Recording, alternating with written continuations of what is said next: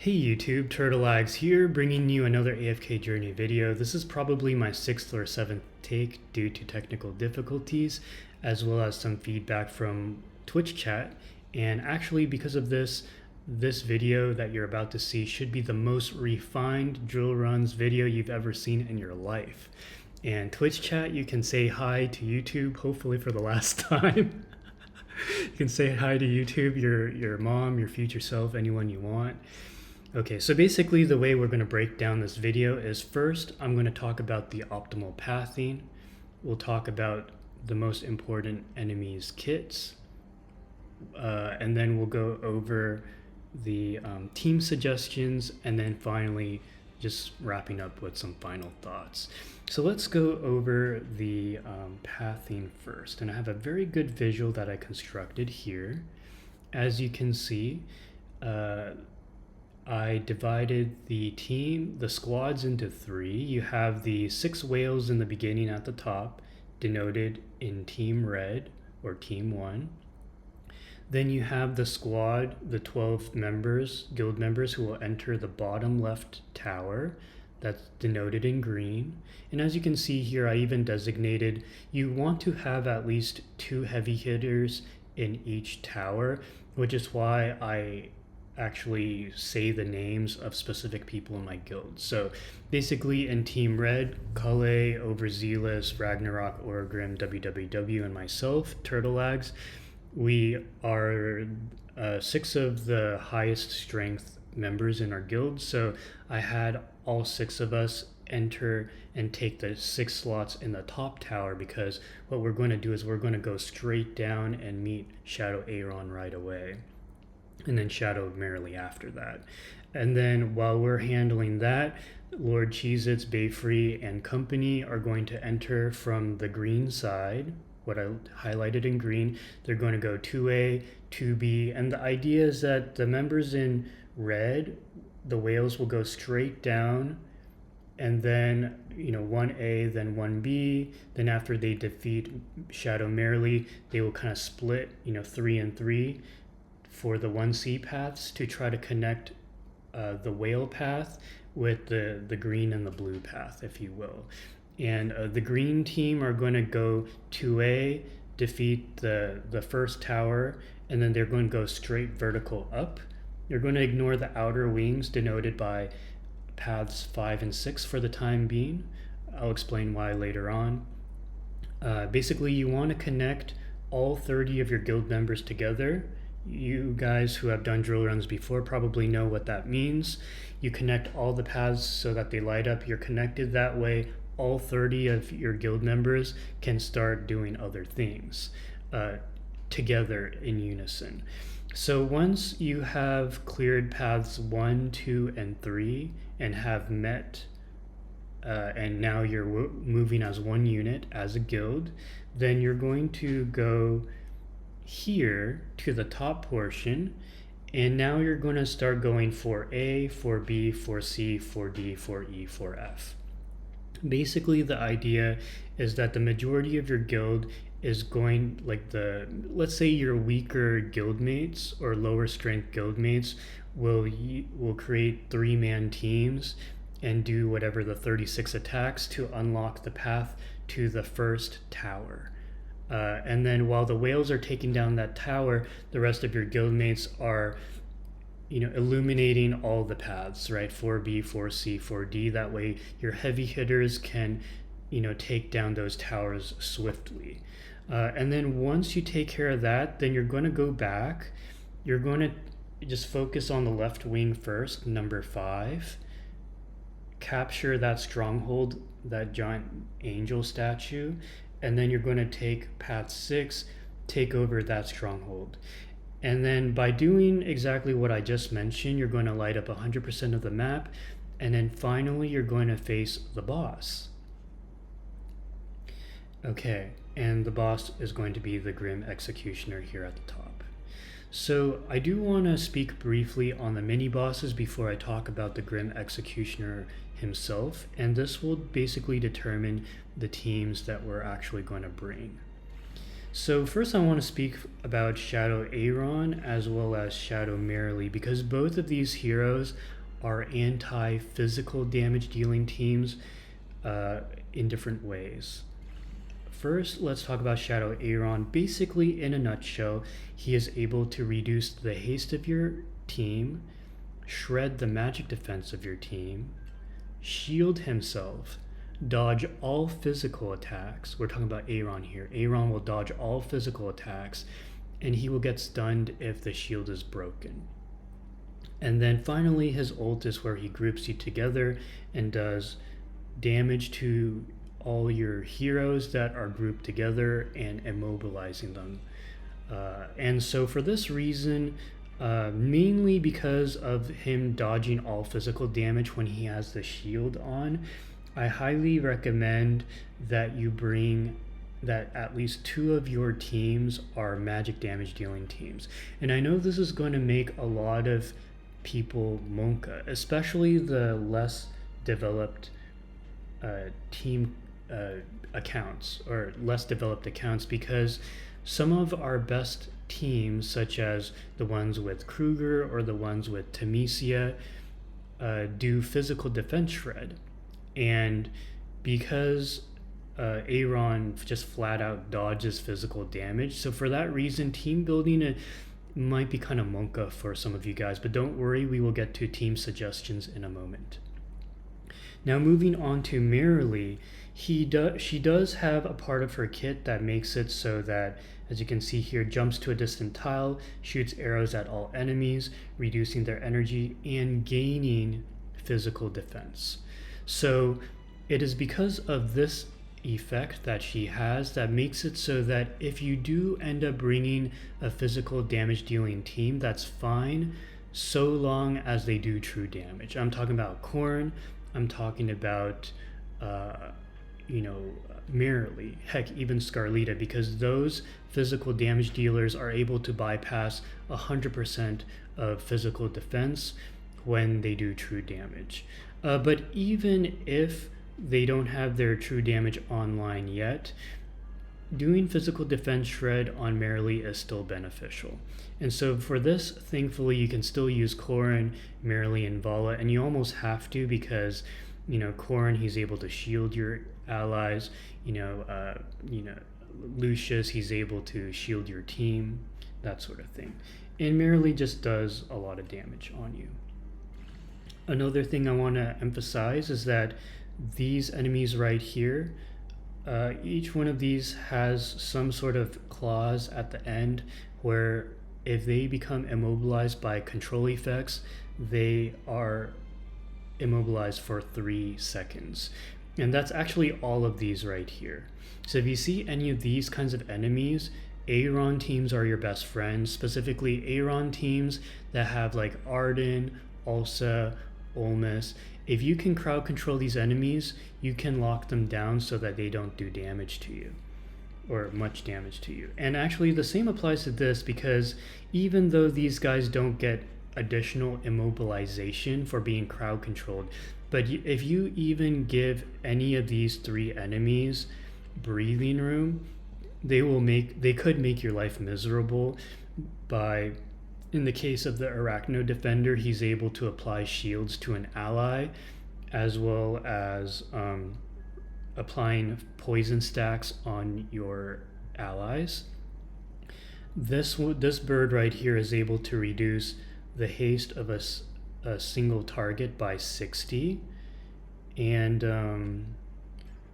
this one right here, he is able to steal your energy quite a bit, 150 energy. So you don't want any of these to happen to you if possible, hence bringing a very reliable crowd controlling Aaron team will be quite beneficial. And then finally, just the last thing I want to mention, these guys are pretty much a mix and match of the enemies we talked about earlier, in addition to some heroes we're familiar with, like Merrily, like Lumont, like Valen, like Muriel. We all know what they do. So I'm not going to speak on those. The Grim Executioner, I do think that this boss, depending on how strong the devs made him is going to be pretty tough, because he has some crowd control abilities himself, such as making the weakest target unable to move or act. But additionally, he is also able to flat out defeat an enemy with the lowest HP ratio, and he will increase his stats every time he KOs one of your allies, if I'm reading this correctly. Kind of like what Lone Wolf does, right? When Lone Wolf picks up a KO, he gains like 20 extra haste, or I think he gains extra haste and gains extra defenses. So in the same way, the Grim Executioner, when he can defeat an enemy with a lower HP ratio and increase his stats. And then finally, his ultimate, he is able to enter a state where he falls asleep, absorbs the enemy's power, and deal massive damage. I don't know if this is a Thorin-esque ability, but if it is, I would highly suggest testing the waters and bringing a team with either Lucius or Coco first, just in case if you need that damage mitigation, because I don't know if he's capable of one-shotting your team or not. He might be able to if he's able to increase his stats every time he picks up a KO. So now that we talked about what the enemies do, let's talk about some teams that I recommend against these enemies. So let's see. Let's start with this team. So this team is based on just going through hundreds of team formations that were used in the previous drill runs by my guild. I pretty much curated the most optimal teams that have zero overlap with each other. This arguably has the highest damage output of any drill run team in the game for my guild personally. Basically, the idea behind this team is that Cassidy has very good synergy with Odie and Ulsa, because Cassidy has the ability to apply Blessing of Tidal Strength to your allies, making it so that every time they do X amount of normal attacks, she does additional undercurrent damage. And then Odie is also dynamic balanced by Rainier, so that he takes 25% less damage, has increased attack percent, and then the enemy takes 25% increased damage. And then finally wrapping things up with Coco, who's able to apply a 45% damage mitigation, combined with Evocation, which also does a 45% damage mitigation with one spirit, as well as increasing attack with the second spirit, leech rate third spirit, haste fourth spirit. Very powerful spell that you should run in all your drill run teams. And then the second team I want to talk about is this team right here. Now, I know this is a physical damage dealing team. However, there are some benefits to running this team, which I feel will not only be very effective against the Grim Executioner, but will also allow you to do high damage output for the Shadow Merrily, as well as the other mini bosses. You probably won't bring this team against Shadow Aaron. You'll keep it in your back pocket. If you're one of the 6 whales attacking Shadow Aaron, you're going to save this for Shadow Merrily. And the reason why this team is so effective is because Temesia is able to apply over 20%. I think what she does is she shreds 6% magic defense and then increases the shreds 6% physical defense, and also increases the damage taken by the enemy, physical damage taken by the enemy, by an additional, I think, 18 or 20%. So that's Temesia for you. Lucius has a season ability where he is able to increase the haste, as well as increase just flat out damage output of your team. Not to mention, Lucius is able to shield your melee heroes, which can, or if Merrily or Vala jump into within reach of Lucius, they will also gain a shield. Corrin also applies a shield and does true damage. Merrily does true damage. Vala, she's able to do extra damage against any enemies that are 50% HP or less. However, even without that bonus ability, she is able to do decent damage, and you should just keep your Vala in your team, because eventually the Grim Executioner will go below 50% and you'll want to do more damage with Vala. Okay, so that's the second team. And then the third team is Flex, One team that you can run as your third team in the meantime is this Aaron team. It's very effective because you essentially have all the crowd control that you want. I do want to emphasize that Carolina is a flex slot. Carolina, you can also sub for an Ulsa. That might be even more effective if you want a lot of crowd control. You can also sub Ulsa with Olmus or sub Doran with Olmus for more crowd control. Heck, you can even splash in a Lumont to souffle enemies into the air and activate Olmus's passive ability to entangle the enemies even further. I do like the Ulsa idea very much because Arden will actually boost Ulsa's damage output. And I also like the Olmus idea. There's so many different ways to do it. I just went with this team because most people will have this team, but you can kind of modify based on what I mentioned before. And this team has zero overlap with another team that I recommend. This is suggested by Beast, one of the viewers here.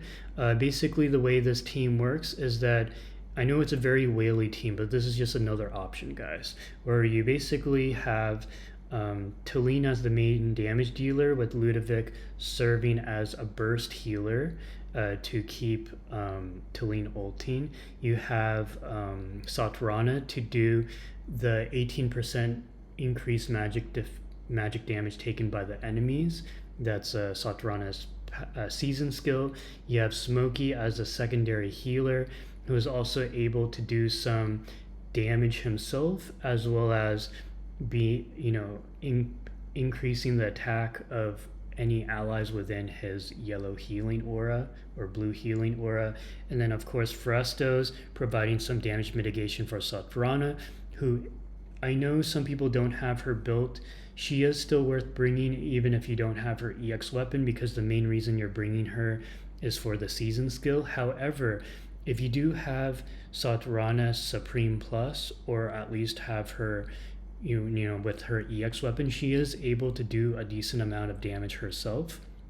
So for this reason, I think she's worth protecting in case you want to eke out that extra damage. And of course, Talene having the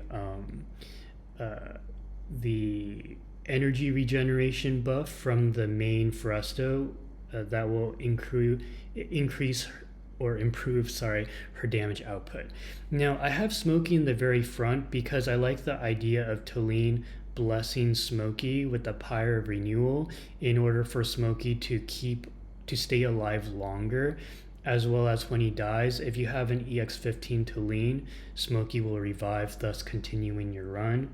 But there is also merit to bringing Smokey back one tile. That way your main Fresto gets a revival blessing.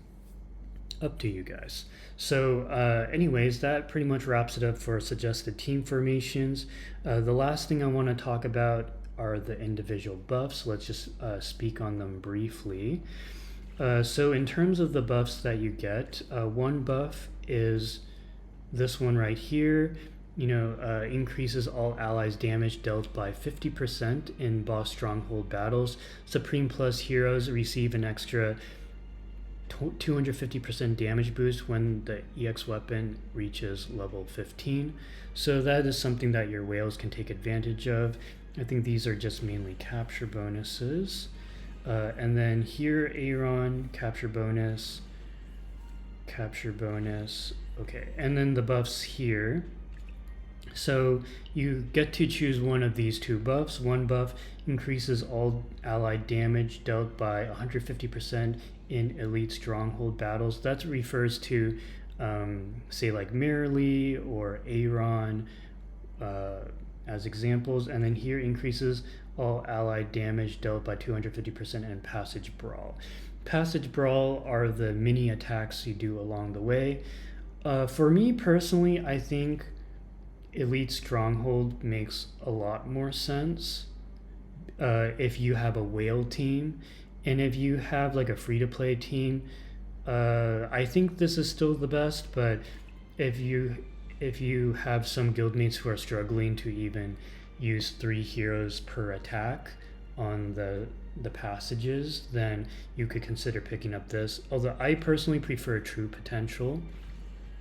And then on this side, Iron Resolve increases all allies' damage dealt by 250% in non-boss stronghold battles.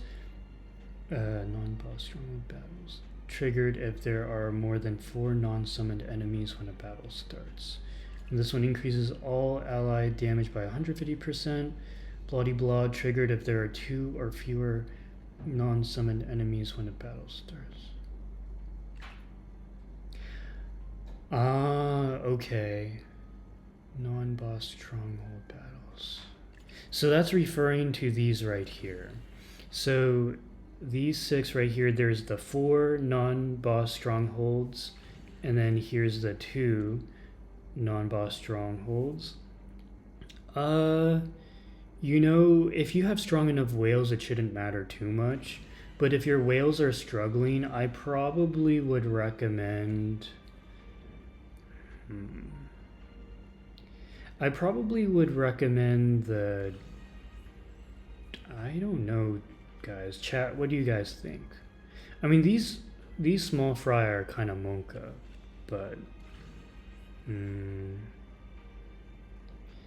Okay, for me personally, I think that the 4 is more monka than the 2. And the reason is because these guys are really annoying. They can steal your energy and apply shields to your allies. So if you can take them down quickly, then that would be better. Whereas these guys, I'm not too... I mean, this can be kind of monka too. Oh, actually, I can... Okay, so there's 2, 2, and 2. Actually, you know what? I think you just have to discuss with your teammates. I mean, each one of these buffs helps you against half of those towers, so I don't think it really matters too much. I would love you guys' feedback regarding that, because I don't know how strong these guys are in battle, so I don't know which one's better, to be honest. Just pick one. Okay, so that pretty much wraps it up. Thank you guys so much for watching, and I will see you in the next video.